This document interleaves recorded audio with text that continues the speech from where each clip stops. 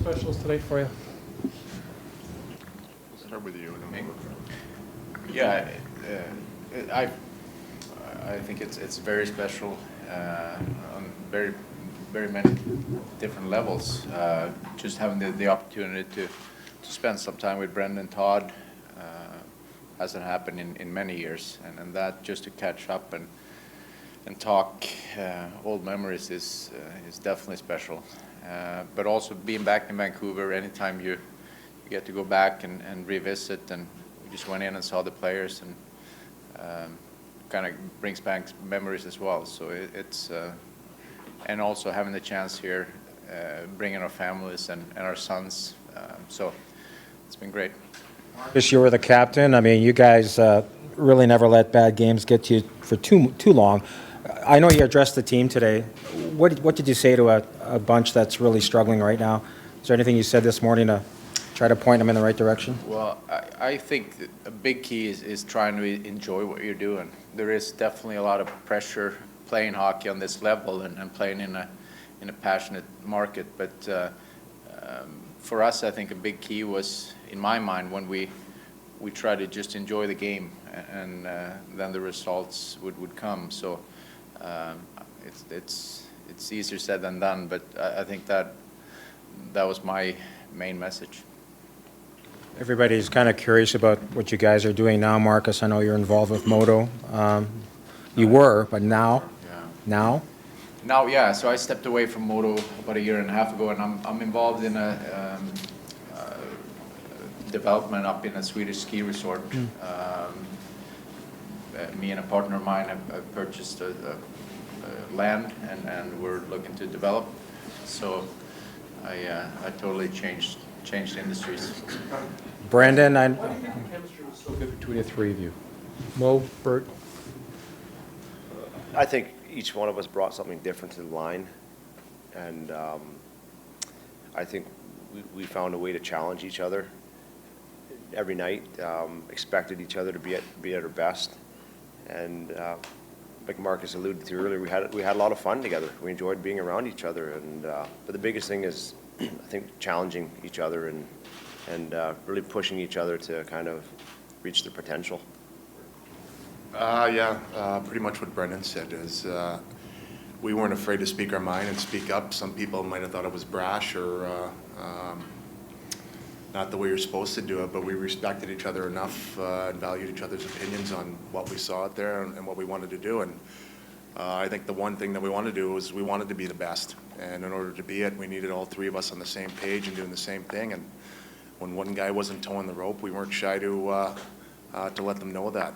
And but I think the key was just the amount of fun we had. The fun we had in practice carried on to the plane, carried on to the road, and carried on to the games. Brandon, how did you handle two guys that always wanted the puck and let you know about it? Well, it was some nights were more challenging than others. No, I mean, honestly, I was put into a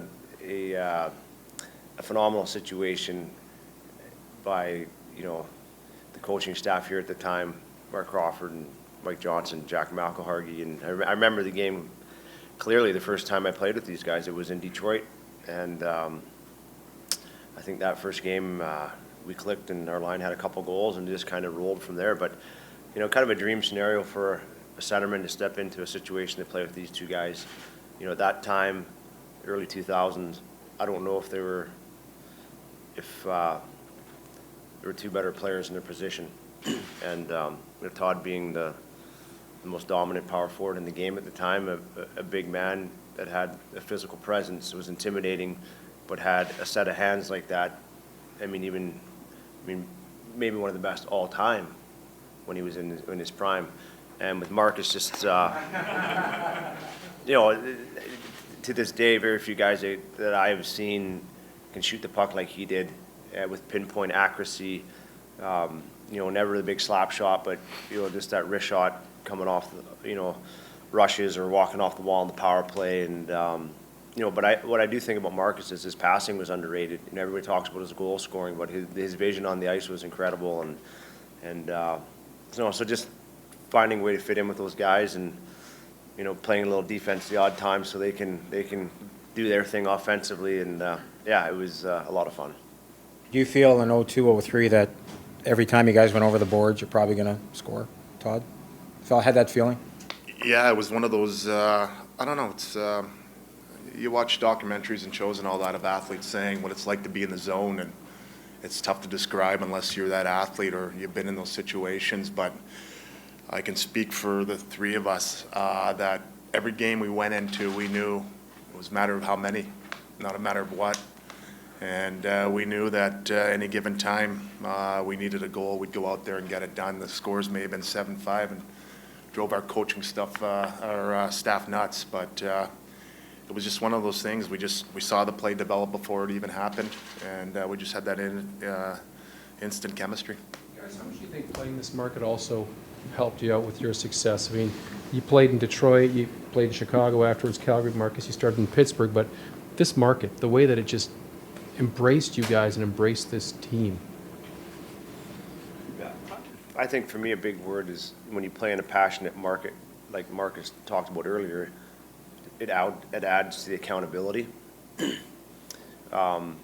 know, as a professional athlete, you know, every night you want to go out and put forth your best effort, there's no question.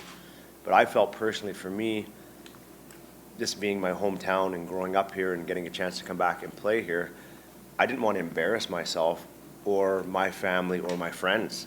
So it was almost an added incentive to go out and to motivate you. You know what? I think when we played here, we never thought it was work. It was just we were playing to have fun, and we understood what the outside was saying. We know the kind of pressure that came with this market, but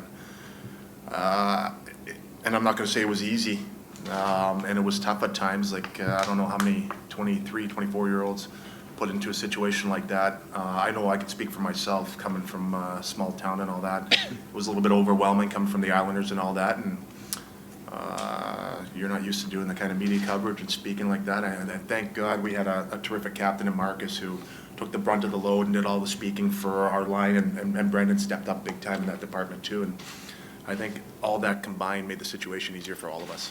What are you doing now? I am coaching my son's minor midget team up in Detroit. Pretty much practice 4 times a week and play tournaments up in Canada. It's their OHL draft year this year, so kind of stepped in there and kind of playing that role. Rep level, pretty high up? AAA, or- Yeah, it's AAA travel. So myself and Paul Cavallini took over the team and listened to a bunch of 15-year-olds tell me what to do. What kind of coach? Well, I might shock you, but I'm actually a 200-foot coach. That's shocking. I even have a tough time saying it. You can ask my team. We spend a good hour on defense every single day. And the thing about me, I just left the game recently, so I'm kind of still familiar with the game and the style and all that. And it's up to me now to kind of give my knowledge and information to these kids, try to get them to the next level and what the league's all about. Think of trademarking, it is what it is. You could have probably made as a copyright. No. Had you heard that before, or did that come from your mouth? Because I remember hearing you say that, and now it seems everybody says it is what it is. Did you hear somebody else say that, or were you the first person to say that? Sorry, I misunderstood that. Yes.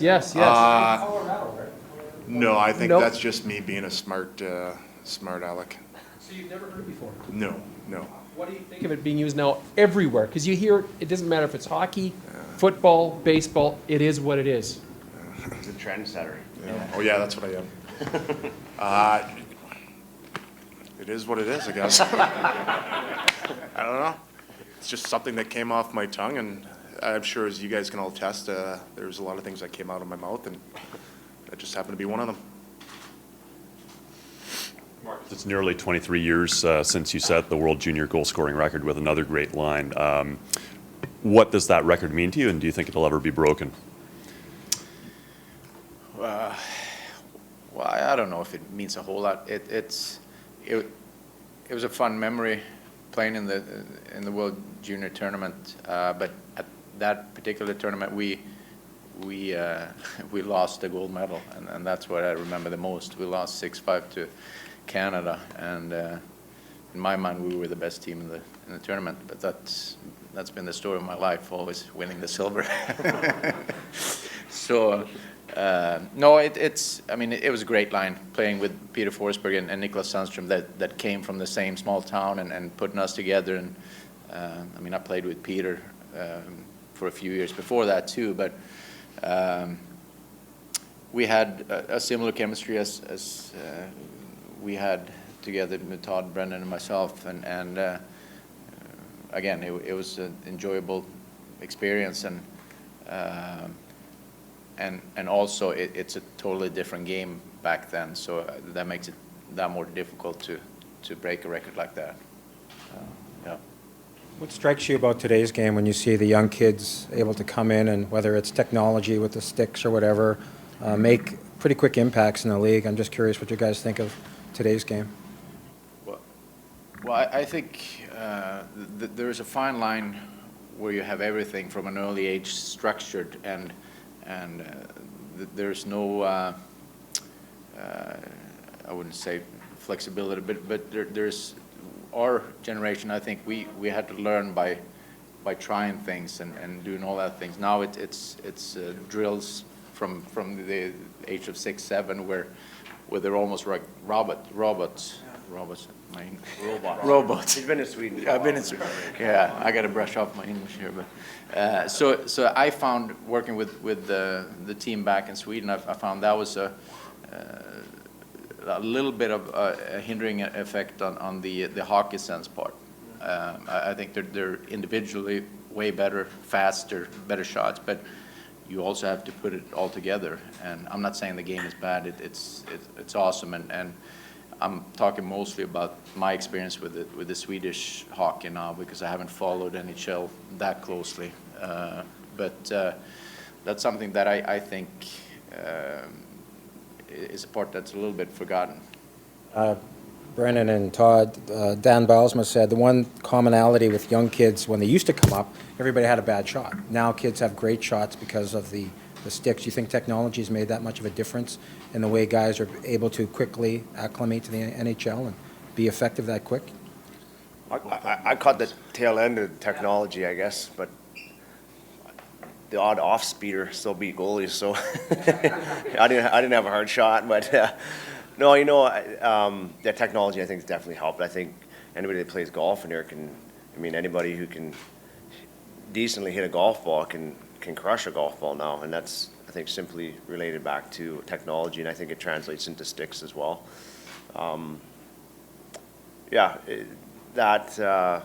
Like Marcus was touching on earlier too. I mean, I think it's a young man's game. You look at the guys dominating the game. I mean, I think we have a rare exception here with the Sedins. Pretty impressive at 35 years old to be putting up a point a game. I mean, there's not many guys in the league that have done that historically, but individuals I feel today are much more skilled. They're faster. You see a lot more guys trying to challenge one-on-one. I think our success was more related to moving the puck, getting into open ice, using your teammates a little bit more than today. You know, you hate to say regrets. It's all about winning in the end. You think of 2003 when you guys seem to have a path maybe all the way to the Stanley Cup final. Where does that rank in terms of disappointments? Because you guys were just lighting the league on fire, but at the end it's about winning, right? Does that rank up there? I'm just thinking of the spring of 2003 when the Minnesota series and kind of went away on you. Yeah. Well, I can answer for myself. Yeah, that's looking back at your career. That's that year. But I thought we had a couple of other years too where we believed that we had a chance of winning, and not going further than we did, or putting ourselves in a situation where we could have won is something that is tougher now when you look back and you try to summarize everything.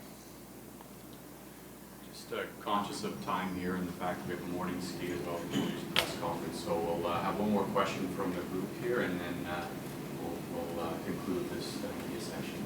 If there's any other questions. Brendan just mentioned the Sedin twins. You saw them develop as young players. Are you in any way surprised that they're still able to have the kind of success that they are? And when they were younger, did you foresee them becoming the breakout players that they were in 2010, 2011? I find it's very difficult to know where the young players' careers are going to take off to, because there's such a fine line between being very successful or not going or reaching a potential, because you need to be put in a situation where you can show it. We knew from day one that they had extreme talents, both of them, but I think they've earned everything they've gotten by first off being the people they are. They're two of the top people I've met throughout my career, and not only that, but they're probably two of the top hardest working players I've played with as well. And if you can mix that together with the amount of talent they have, I think that's the reason. Plus, they have each other. I think that's a big help too. But that mixed in together is why I'm not overly surprised. I think it's impressive, but I'm not surprised because I know them.